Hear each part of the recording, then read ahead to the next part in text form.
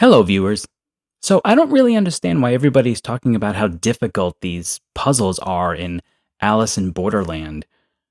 I think all you have to do is kind of, grab your old textbook from high school math or, freshman college math, and I'm pretty sure that's all you really need to kind of figure this out. So, me. Hmm.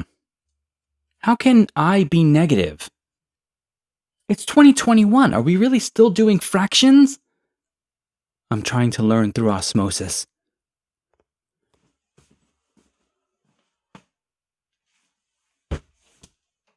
What the hell are imaginary numbers?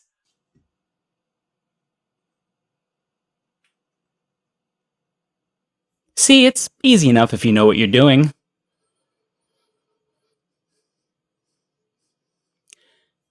Yeah, I'd be dead.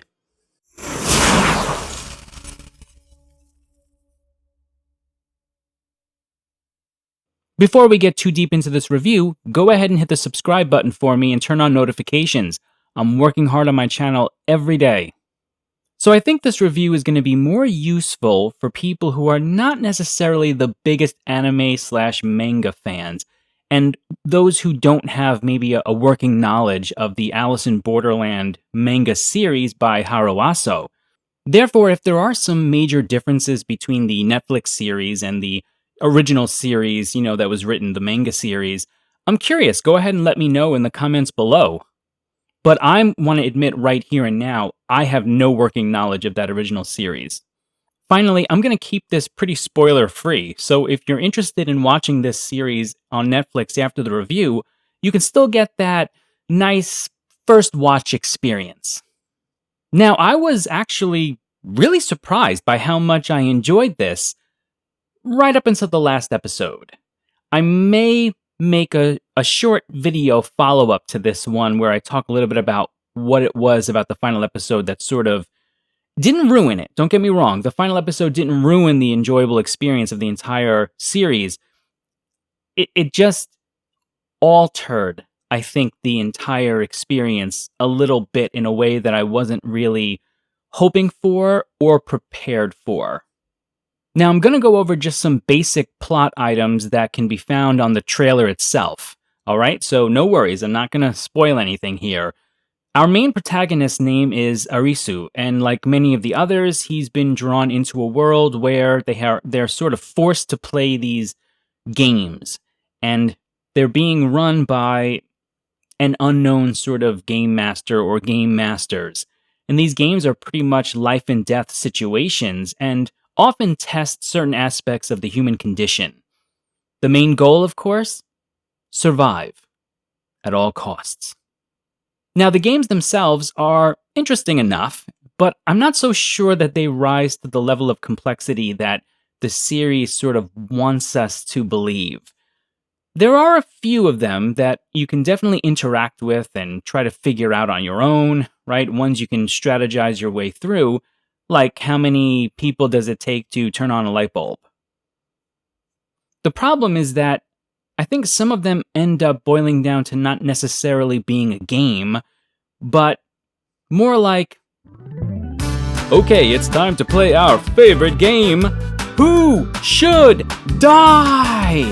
That's right, this is the game where you decide. You've got one question, and if you get it wrong, you die. If you get it right, someone else dies. So essentially, it's not a game at all.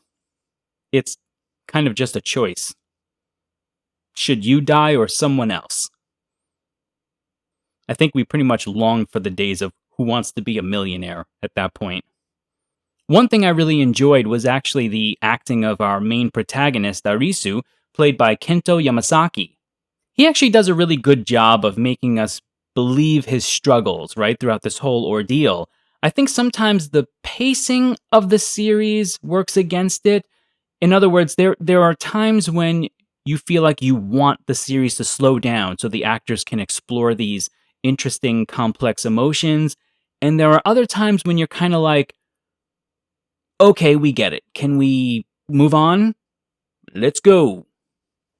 Now, the main theme of this series, of course, is what we're willing and unwilling to do in order to survive. I found it interesting that the series doesn't explore what we're unwilling to do as much as it does what we're willing to do. After a few episodes, you start to see that we're willing to do a lot in order to survive.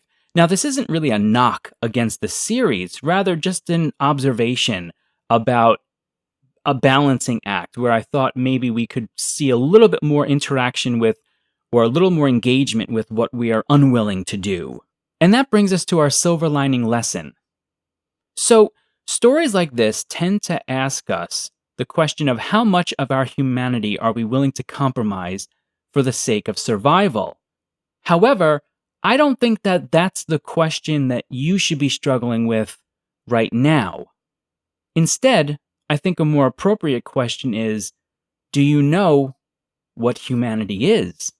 When was the last time that you took a moment and just reflected on your definition of humanity, what it entails, what makes one decision humane and another decision inhumane? What's interesting to me is that when we think about the ancient philosophers, right? People like Plato, Aristotle, Confucius, Longinus, and we learn about how they struggled their entire lives with just trying to define concepts like beauty, truth, what is fear. We tend to react today almost like we want to pat them on the head and go, "Aw, isn't that cute? He doesn't know what beauty is, or truth. How silly." We do this because we believe that we've evolved and transcended such vapid, useless questions as these. I mean, we've split the atom, we've dissected the human genome, we've put people into space. So surely we don't need to think about such silly things as defining beauty and truth and fear. Well, I think if these great philosophers were alive today, they'd be the ones patting us on the head and saying, "That's really sweet. You've made all these great advances in science, but you still can't tell us what beauty is. What's the essence of truth? You've figured out how we get up in the morning, but you still can't answer why we should." So before you philosophize over the hypotheticals of how much of your humanity you're willing to give up during the next apocalyptic event, take some time now, before it happens, and start to reflect on what humanity means to you and how much of it you currently have. Only then will you be able to answer that question: how much of your humanity are you willing to compromise for the sake of survival?